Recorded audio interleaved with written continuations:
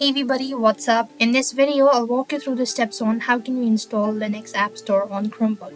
To do it so, you want to make sure to watch this video right till the end. So in order to set up a Linux container, Linux app support isn't enabled by default. First of all, open the Chrome OS settings. This can be done by clicking the gear icon in the quick settings menu.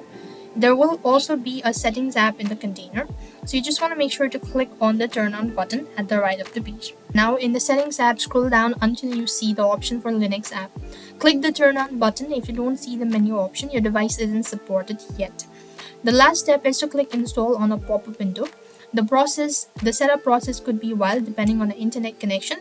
When it's done, a terminal window will appear where you could begin typing commands. You could get a terminal at any time by opening the terminal app in the Chrome OS app drawer. Now you're ready to install Linux app. So that's how it works. I hope the video was helpful. Make sure to like, share and subscribe to our channel. Thank you for watching. See you in the next video.